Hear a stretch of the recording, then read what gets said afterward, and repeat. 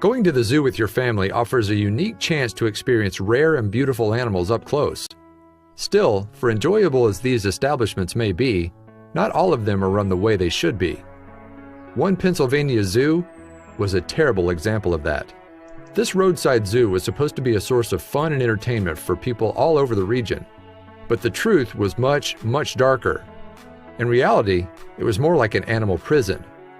It was especially rough for 4 bears named Marcia, Fifi, Bruno, and Pocahontas.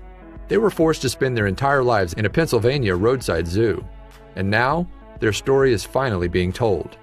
As a major attraction of the dingy roadside zoo, the 4 bears were most prominently displayed in these rusty cages.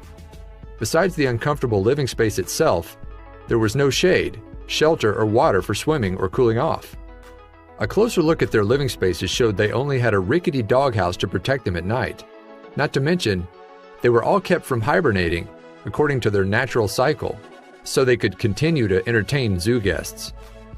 When the bears weren't in their respective cages, they were being forced to participate in cruel circus acts. The trainers would place a mask around their face and a rope around their necks, and then they would bring them out and force them to perform a routine. By the time the bears were eventually discovered by animal rights organization PETA, they had developed serious health problems.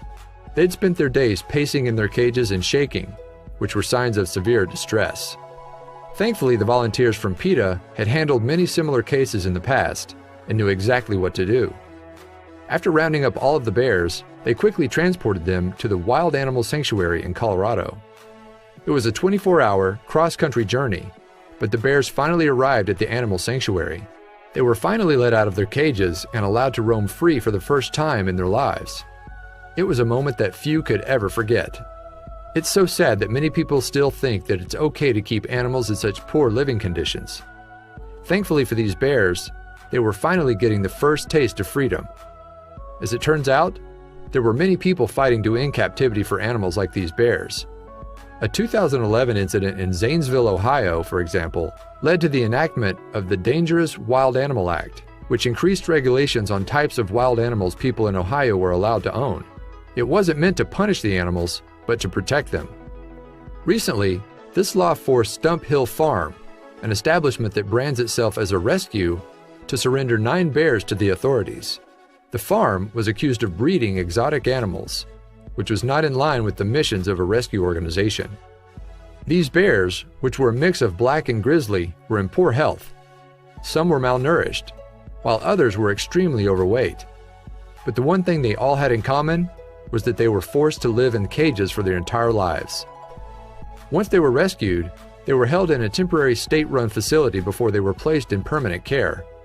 It wasn't long, however, before the staff learned that 2 of the bears, Molly and Ursula, were both pregnant. Soon, there were 13 bears instead of 9. The bears would need to be moved if they wanted to grow up in good health.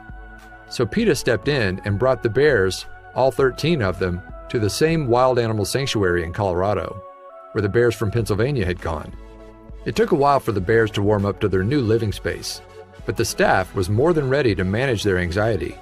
At first, they were given an optional cage safe space, in case their nerves got the best of them. With the proper care, however, the bears finally began to explore their new surroundings, covering the sanctuary's expansive grounds. It was like nothing they'd ever experienced in their lives before.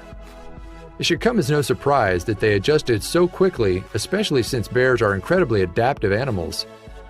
The staff was in no rush to get them acquainted with the outdoors, but they were determined to give them all the time they needed. Luckily, Molly and Ursula, the 2 new mother bears, didn't have to turn over their cubs, which was what would have happened if they still lived in captivity. In Colorado, they were allowed to stay together as a family.